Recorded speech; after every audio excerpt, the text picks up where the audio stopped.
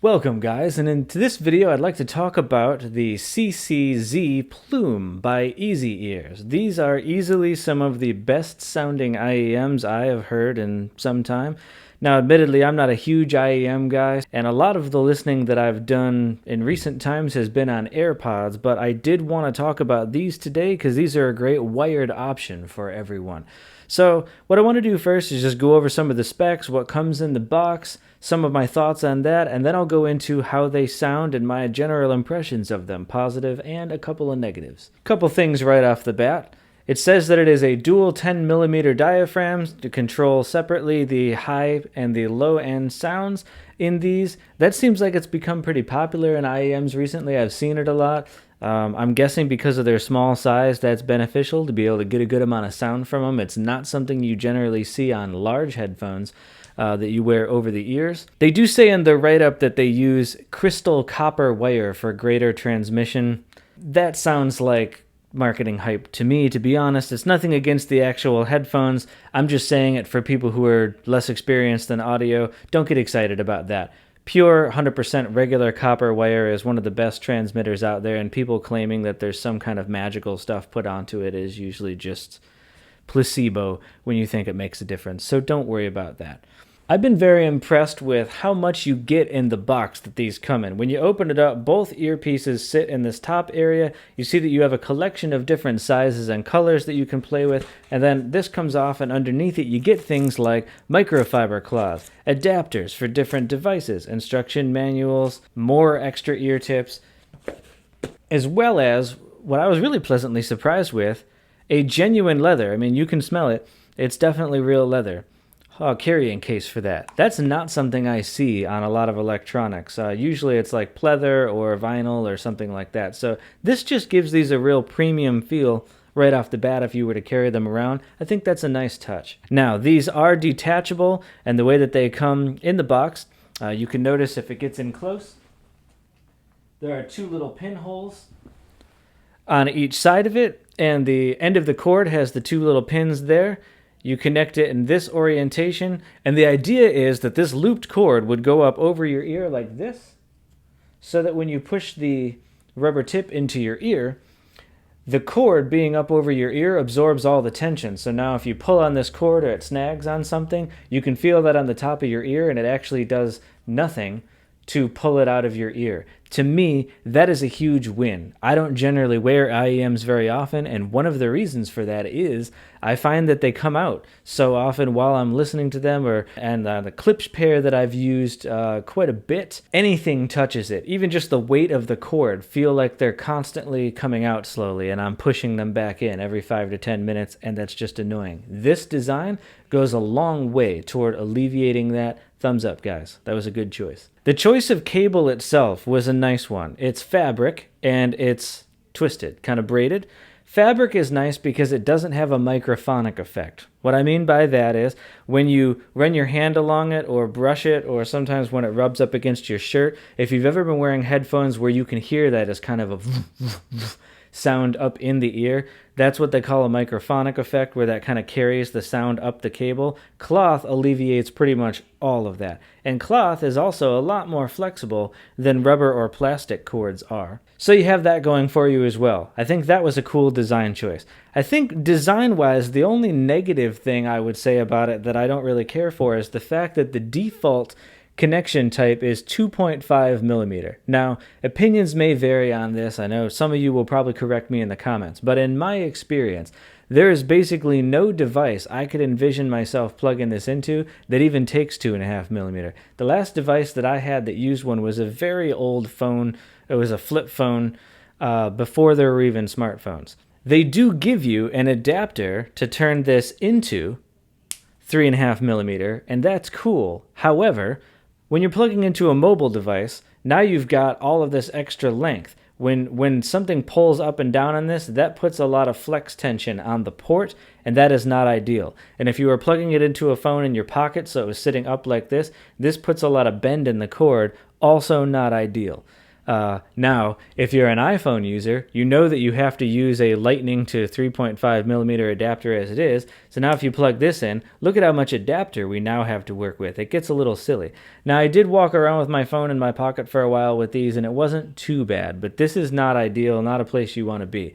I would have really preferred that they just went with a standard, and then if somebody actually needed this, what I seem to be obscure size, they should have included an adapter to go down into this size and left it on the standard that a lot of people use.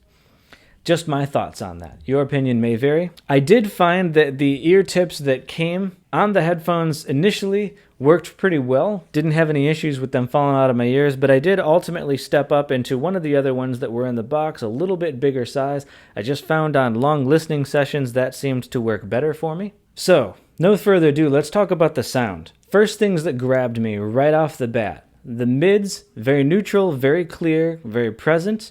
They're neither overly recessed compared to other headphones that I've listened to, nor overly hot, which was great. There is a little extra something on the upper end of that, maybe about the 4 kilohertz area. Sometimes I noticed that on like heavy metal guitars, kind of had a little bit of a shrill sound to it. Sometimes female vocals, I was listening to an Adele song and there was a little bit too much upper register in her voice that I don't notice on other headphones, but not a huge deal. The bass sounded very good to me. It played deep. I listened to a whole bunch of different bassy music that I do to test it, including Röyksopp's Here She Comes Again. That's a good song. The bass goes very deep on that one. If you have a subwoofer and you want to test it, that's a good track to do it.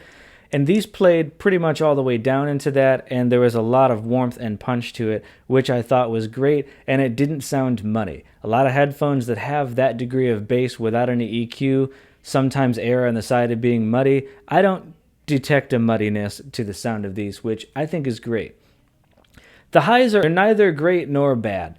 There's nothing that I pick up listening to them where I'm like, and I don't like it. They're not overly bright, which is kind of refreshing with some of the headphones I've listened to that can be pretty bright. In terms of loudness, the highs are right where they need to be. And certainly, compared to AirPods, the highs and the mids on these, definitely better. In this price point, I think these do a great job. The sound stage of these is really impressive. In-ear monitors, because they go up into your ear canals, it's very easy for a lot of them to have a really in-your-head feeling, where it just sounds like a wall of sound inside of you instead of it being big and open. These actually do a pretty good job of creating that big open kind of sound, which is really nice. And at this price point, it's kind of the thing you start to expect, so that is a real plus.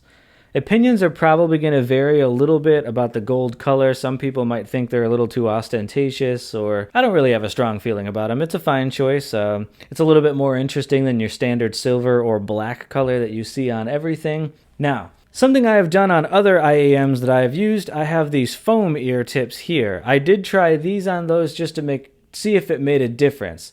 Two things I would really observe about that. One, it did put a little bit more punch into the bass, and I found that it added a good degree of warmth to the mids that helped compensate for that shrillness that you can notice in a slight way that I talked about earlier. So, minor improvement in the sound quality to use foam tips. The reason I didn't leave them in is I had a problem with these that I've occasionally had on these foam tips before. As much as you would think they're like those foam ear inserts that you squish down and then they slowly come out and fill up your ear for what you'd think would be a perfect fit. For some reason on these, I find that just makes them slowly push their way out of my ear. And then even with this nice loop that goes over your ear I talked about before, they still slowly push out, and that irritates me. So I ended up going back to the rubber ear tips that they came with, and that ended up just being a better experience. Even though it in a minor way did improve the sound, I just couldn't deal with them not having a good fit in my ear. I would rather have a consistent seal that you get with the rubber, and so I did go back to those. But I did want to point that out since using foam inserts is a popular alternative for a lot of people, and I wanted to at least share my experience with doing that. In my opinion, you're better off sticking with the ear tips that came with the headphones. At this price point, I think that this is a really solid set of IEMs, And especially if you're looking for a non-Bluetooth option, either because you prefer not to have the latency or don't want to be reliant on a Bluetooth-enabled device, or you just want to have lossless audio and be able to use a cable to plug these into a hi-fi DAC or something like that, yes, you can definitely benefit from that with these in a way that you cannot with Bluetooth-only headphones like the AirPods. Overall, for somebody who's looking for a pair of good sounding and extremely portable, with this nice leather case they give you, IEMs with a cable that's meant to last for a while, I would recommend these. And you know, the nice part about the fact that the cable is detachable, even with what I said about the 2.5mm terminator not being ideal, you could theoretically get a different cable that would fit these with those pins that actually terminates in 3.5mm, and then you don't need the adapter that they provided you, and then you are good to go. It's certainly worth looking into. Hope this was helpful for anybody who's looking for a pair of headphones like these, or maybe you've even found this exact pair and you've been giving some thought to it and you weren't sure. Again, I hope that was helpful in your decision-making process. Please leave a like or a comment down below. Tell me what you think about these headphones, or if there's anything I forgot to mention, maybe I can answer your question for you. And otherwise, I will see you guys in the next video.